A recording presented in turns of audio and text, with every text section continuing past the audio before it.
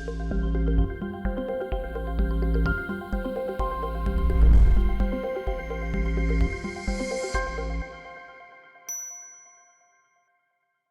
guys, I want to welcome you back to another wonderful world of Pez and Gumball. This is still a very big structure, and it turns out we might be stacking this design or changing the layout just a little bit, but the directory is something that is going to consistently stay here. However, I think that when we get this updated, we're no longer going to keep the empty carts stocked in here. They're really meant to be filled. And we've made some significant progress in the last couple of days. If you guys haven't seen the Hive video, I've been taking a little bit of a break from this to get my brain around a couple other projects. So, first of all, we did manage to get the brain down. The comparator clock that was here originally was literally a timing mechanic. It was there to understand the amount of time it would take for this to work. So we've managed to fill a card up with this system. The system is vertically stackable or horizontally stackable. It's mirrored right here. So at this point, it is mirrored on both sides. The only difference is that when this clock outputs, it's going to tell this that it is good to send the card out. It doesn't matter which side this is on. It could be on this side. It could be on that side. It could be on both sides at the same time, and it wouldn't matter. It would not matter at all. Once the card gets sent backwards, though, it's going to update. And it's going to update this little line here, which is going to turn this torch off. That's going to let the cart go through here, and for creative purposes, we are obviously burning and torching the cart. The cart will be gone. This system is decrepit and outdated already. This design won't work the way I wanted it to. It is awesome, but it doesn't work fully functional the way I want it to, so we've created a new design. But this one also doesn't work. Now, this does work. This design is somewhat functional and allows for a return of the items in case you don't use a full cart. But this is still super expensive to load up, so we have a new method, and this is the new machine. Not this part. Why is this so close?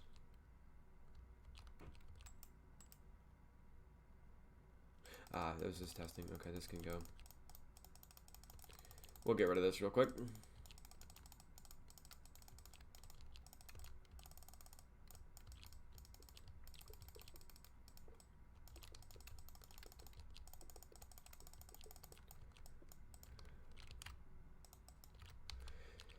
So this design is, it's pretty strange. So first of all, if we grab us a minecart, we're able to put it on this track. We do have carts already in the storage system, but we don't need that there. So what's going to happen is, we'll break this line because we don't need it. When the cart goes down here, so your cart's going to start off here when you request it, or when the timing circuit says it needs it, and it's going to get sent down here. Now, this doesn't have to be a dispenser. This could be a storage set of cards. This could literally be anything. And what's going to happen is it's going to hit this piece of string, and it's going to start this entire clock. Now, we've managed to get this down to a single clock of redstone. So this is all timed together now. And we've also got our loading system, which within just 2 minutes, we've got this much wool from, I think, 32 sheep. It's pretty fast, and this is all filled up with wool so that we can run a test, and it loads all of these into backup chambers so that we can directly load each and every dropper faster. Now, the system still needs a little bit of a timing system when it comes to splitting the wool, because the wool comes out in single pieces. So even if we were to use a hopper cart splitter or something else extravagant, it's not going to really still split stuff easily. It's not going to split it out evenly. It's still going to favor one side. So this is why the system is the way it is right here, is because most of the time this system is going to be inert. It's not going to be working, and it's going to give it plenty of time to refill. Now what's going to happen is that it's going to update this clock right here. It's going to hit this single block right here. So underneath here we've got our slabs, we've got our repeater, and everything is literally updated from this this observer right there. It's going to hit this block. It's going to update this entire system. The way we have this locked is with this torch. As soon as this updates, the hopper clock can only run one cycle. This piston's going to move over. That redstone block's going to move here. The torch is going to reactivate, but until this hopper is completely empty again, it won't move back over, which means the whole circuit is still activated. When that happens, we get two things that happen. First of all, this is going to spit down into the block to update the observers that we want the slabs to move over. It's going to close the slabs out. The second thing is that this slime block is going to move and is going to update this this thing, whatever we want to call this, self-updating observer clock. I think it's like a two game tick clock. It's the fastest that I can make without a 0 tick. And what's going to happen is it's going to update these observers. We've lowered the observer cost in this by a significant quantity. So we no longer need to have as many observers updating everything. And we've saved some costs there. But we've exported that cost into hoppers, which that's fine. It's going to start updating these observers to start spitting out that wool. And then when this closes, this pre-stocked cart of wool, which is sometimes hard to get access to, is going to get shot out. So we're going to throw our cart on there now.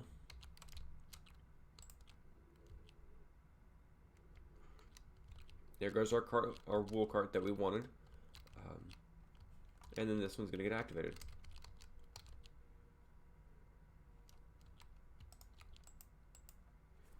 And for some reason, when this other cart leaves, it's still activating a couple of these droppers. And if you can tell, it's odd in here. So I think just one or a few of these are getting activated right before it sends out. But since the droppers can only export into an inventory and it's never not given one, it's going to continue to update and fill this card's going to get completely filled. And with this, we actually have a working system. Now the system is a little bit on the expensive side, mostly just the hoppers, which really aren't that expensive anymore with the new iron farms. The only thing we're going to work on is getting it to automatically send out carts as needed. That update to a silo. So the silo is going to say, hey, I'm full. Stop sending me carts. And it's going to shut this rail off. And then it's going to prevent this circuit from being able to update this system to give it a new cart. So we're going to work on that in a later video. But for now, this is what we've got going. And this does work really well with how it updates these droppers and hoppers. I mean, we basically have already refilled, since the time I started talking, we've already refilled these hoppers. This hopper does take quite a beating when it comes to item loss. And this chest will take out a couple stacks worth of items, but it will eventually fill all these back up. And now that's why we have all this buffering here. And, I mean, this side takes it, I didn't even know this side took this much more in technical damage to the items, and we're going to see that this is going to empty out a lot faster than it can fill up, and it's going to eat through a lot of wool. But we have, I think, we've got the 4 double chests here, which is going to be 8 carts worth of wool, and then we've got another 8 carts worth of wool here to restock. So we do have a significant storage chain here, and I think that this is an ample storage. 8 double chests of materials, 16 hopper carts. I think that that's ample storage. That's 16 shulker boxes, chests, whatever storage mechanic you use that has 27 stacks in it. This is ample storage. It does not need any more.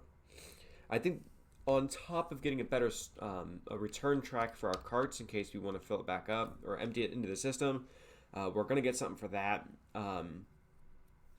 But the only thing we're going to do after that is that we just need to create 1 or 2 other redstone contraptions, redstone circuits. Really, it's rail circuitry if you want to be technical. I want to call it rail circuitry. We have to create 2 more parts that, 1, allow us to return a cart, and 2, allow us to have each and every color come to us. So we're going to create probably a cart directory on top of a cart recalling system.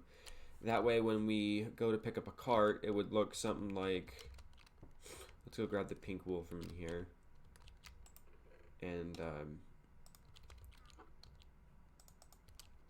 grab an actual cart.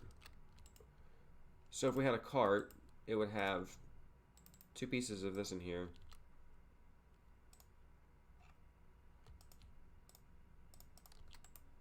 With the actual stacks of wool in here.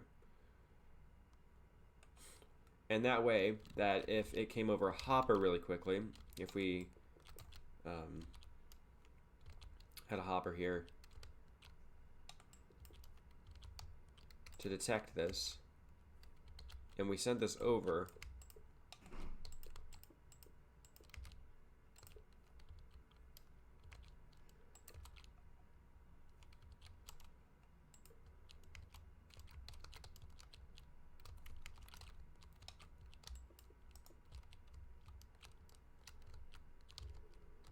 It's going to take that one piece out, and we're going to have this here. That's going to tell us that this is here. It's going to tell us what this cart is, and then we can create a selection system that'll tell that cart where to go. Now, we've got a lot of stuff updated on the Hive network, so if you guys check out the upcoming video for that, you're going to see a lot more of what we'll probably start incorporating for the wool farm into the Hive network. The Hive network really runs off of cart systems. It does have item transportation, boat transportation, and elytra transportation. So if you just want to get from point A to point B with a full inventory of shulkers, it's completely possible. If you want to throw it into an item system, it's completely possible. We've got a lot of work to do with this, and I hope that you guys are liking these videos because this is a lot of work, and I'm really proud of where the redstone's lining up because I know that this system is messy, but I like messy redstone because I'm not a professional. I love the way this redstone looks. I can see all the circuitry. I'm not confused as to where stuff goes. It's not super confusing. And if you guys pause the video at many times, you guys are able to recreate this very easily if you really wanted to. But this system is beautiful. I think it's 7 wide. 1, 2, 3, 4, 5, 6, 7. It's 8 wide. We could update by moving that over one and redoing the way that works, but we don't have to. Having this 8 wide means that if we had this, we could have this in a 8 chunk area, which I think is actually going to be what we'll end up doing. And then having it narrow out into the paths to these silos. These silos are no longer going to be empty carts waiting to get dispensed.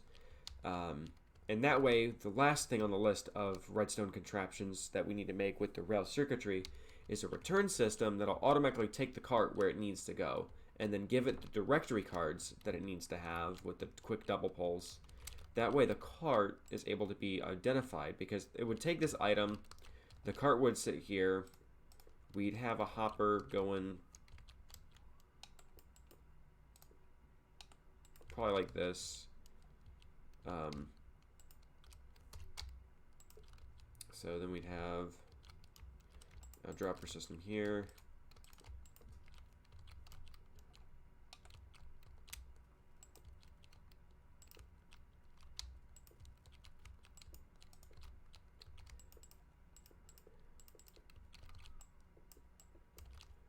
So you'd create the clock as always.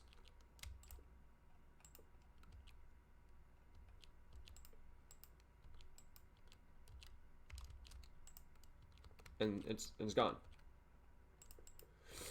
And then when this gets updated, we can use that to power this, which would send the card off once it read the directory. We'd probably want to give it some time. And I think we'll give this a quick pulse.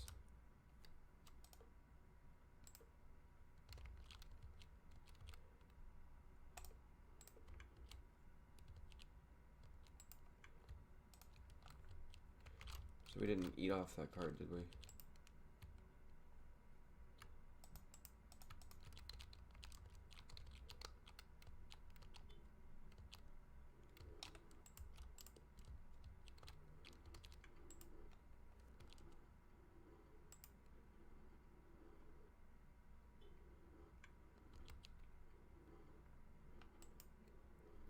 It's taking off some of the wool, but this system does work.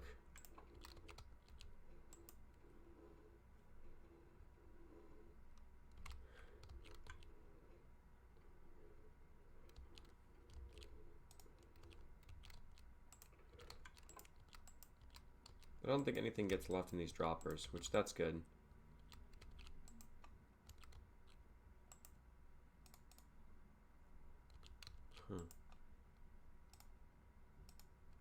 Strange.